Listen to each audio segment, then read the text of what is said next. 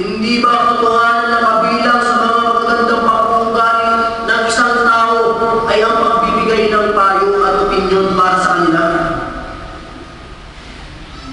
At ang maayos at mabuting pamamaraan ng pakikitungo, katulad na lamang ng pakikisama ng tapat, na hindi pakitang tao lamang.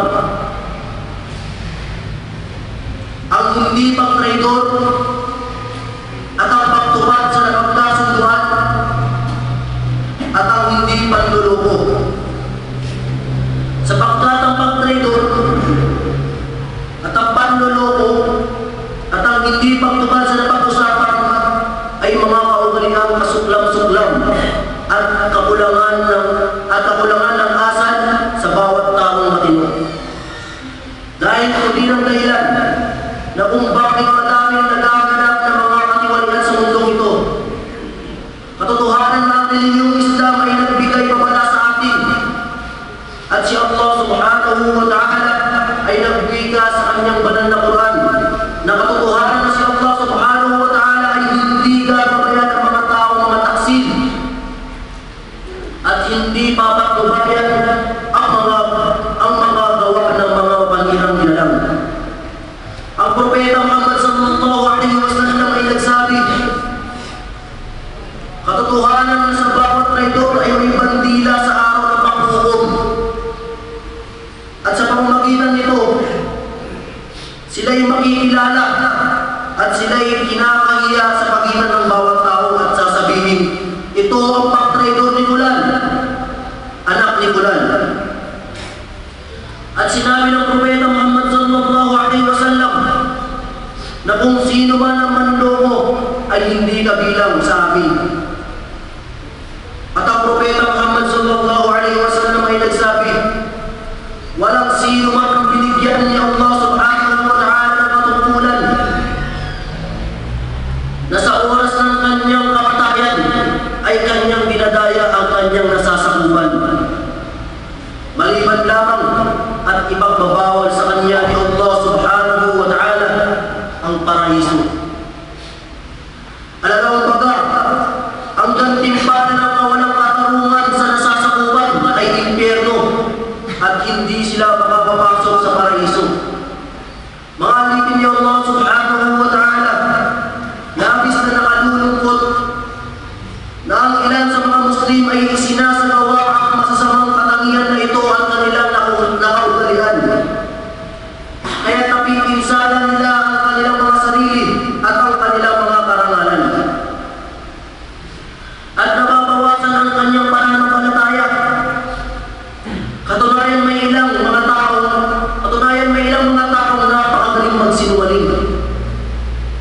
At nagagawa nilang paikot-ikutin ang mga bagay-bagay. At ang pinakamasamang tao ay may dalawang mukha. Alam baga, yung mga taong balimbing. At pagkatapos huhusgahan niya ang kanyang sarili at sasabihin, ang kasinungalingan pala ay pwede. Subalit ang katunayan ay napapanood sa kanya ang kasakiman. Kaya't nagkapatong-patong ang kanyang pagkakamali dahil sa kanyang kasinungalingan sa mga tao, gayon din ang kasinungalingan sa batas ni Allah subhanahu wa ta'ala.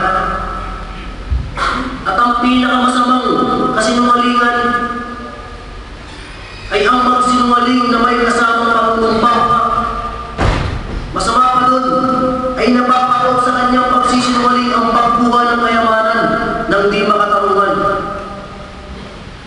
Kaya't nagsama-sama sa kanya ang tatlong mga masamang katangian na ito. Una, ang kasinungalingan. Pangalawa, ang hindi pagtupad sa nagawang panunumpa. At ang ikatlo,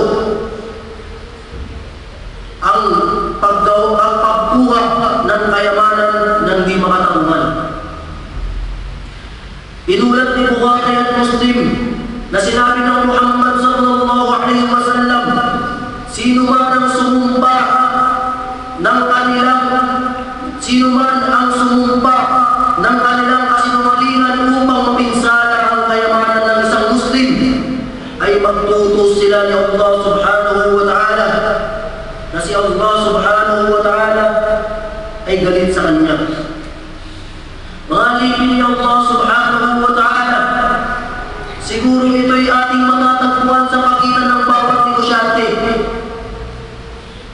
At sa oras ng kanilang pakikipagtalo, matatagpuan mo ang isa sa kanila na siya'y sumusumpa na sinasabing, ito mura, ito mahal, ito original, ito peke. Nakapatutuhanan na ang kanyang punto ay ang makakuha sa tao ng karagdagang kita. Makikita mo siyang sumusumpa sa harap ng tagapaghukom na sinasabing wala akong kinalaman. Hindi ko kinuha, hindi ko siya niloko.